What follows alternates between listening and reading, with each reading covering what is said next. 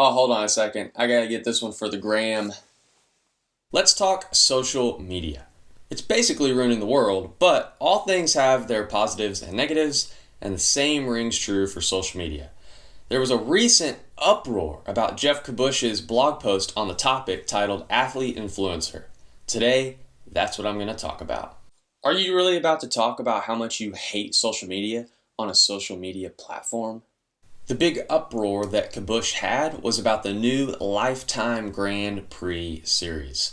This series is hand selecting 60 athletes, 30 men and 30 women, and offering them some of the biggest prize purses that are out there today. However, to get into this series, you have to have not only a lot of watts, but also a lot of followers. They want not only athletes, but athletes and influencers. So what's this mean for guys like me that have some respectable results but a lackluster social media following? Drew who? Denied. The problem with a series like this is that a lot of athletes are going to get overlooked because they don't have a social media following. And just for the record, this guy made it into the series and I didn't. And he admits himself that on paper, we're basically the same exact when it comes to physical fitness. And we joked about how similar we are as riders with the same height, weight, and FTP. Add in the fact that I've competed on the international circuit within cyclocross, towing the line with riders like Matthew Vanderpool and Wout van Aert, and you could make the argument that I have a leg up on him. So why did he get chosen and I got forgotten? Side note here, this is not at all a bash against Dylan Johnson or any of the riders that made it into the series. In fact, I'm friends with Dylan and a lot of the riders in this series, and if you don't know, me and Dylan even started Ignition Coach Co. together, and I wish him the best of luck in this series. I am rooting for him to crush this series. Let's talk about the athlete side of things. For as long as I can remember, I've defined a pro athlete as someone who gets paid to race their bike. And this has been a goal of mine my entire cycling career. Race my bike, get fast, get paid. But now the water isn't so clear because of social media. I mean, if we just go back 30 years ago and take a look at what cycling looked like before social media, you weren't even alive then. Athletes were athletes. They raced, they got faster, they probably got sponsored, and then once they got sponsored with pro-level support, they probably got even more faster, they knocked off some pretty big accomplishments, and then they retired. But now if you want to be a sponsored athlete, not only are you expected to be really fast, but you're also expected to be a really good content creator. You should probably hire me to be your content creator. But now we live in the world of the influencer, and these influencers influence people on social media. Basically, they just have a bunch of followers. And the reason for these followers are vast and kind of random. I mean, I'll look at some really successful YouTube channels and I'm thinking, what in the world? Why is this guy making it? It's kind of ironic that Geoff Kabush was making such a big uproar about the whole athlete influencer dilemma because he himself is a blue checkmark guy. But I do respect Kabush and the way that he's become to this influencer status. He was an athlete long before he was an influencer, and because of his athletic accomplishments, that was what gained his following on social media. I think this makes a crucial difference in the whole athlete or influencer dilemma we have. Kabush was already getting the results that proved that he was a top-level pro athlete, and it was these results that then allowed him to gain more and more followers. Not necessarily the content he was creating. I can get down with that. That's genuine, that's organic, that's natural, that's the way it should be. But what somewhat irks me is when someone who isn't a pro athlete is getting sponsored like a pro athlete just because they create really good content on social media and have a big following. And before you just assume that I'm a unsponsored, jealous, wannabe pro, you are all those things exactly. Hear me out, because I have a good reason for this opinion. I think it boils down to one word: dedication. When a so-called influencer gains a massive following for whatever reason, I can't tell what their dedication to the sport actually is. I mean, for all I know, they could have just picked up a bike in the last few months and just be really good at social media, and now They've got this massive following, a bunch of social media interest, and sponsors are lining up to sign them. When I see a pro athlete showing up to results, getting results year after year, I see someone who's dedicated to this sport. They've dedicated years to training and mastering the skills that they need to be successful in this sport. They've spent countless hours upon hours pushing their bodies to the utmost limits. And was anybody there to document every interval session?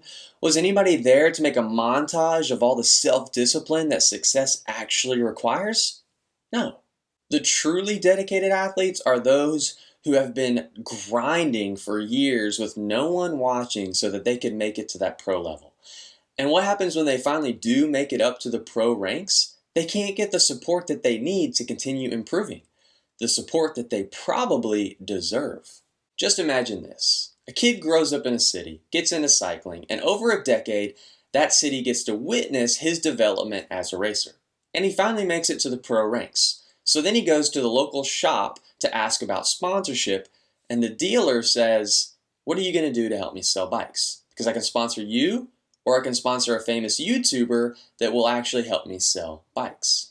Well, Mr. Bike Shop Guy, I actually have an entire algorithm I've designed to help you sell bikes. Bike sales increased equals x squared to the n plus 1 minus 6 rounded to the nearest. Alright, let's be honest. I'm talking about myself. This recently happened to me, and I left the conversation pretty disappointed. I mean, is this what it's come to? I've dedicated 10 plus years of my life to becoming the fastest racer possible, and now I have to compete against random YouTubers for sponsorship?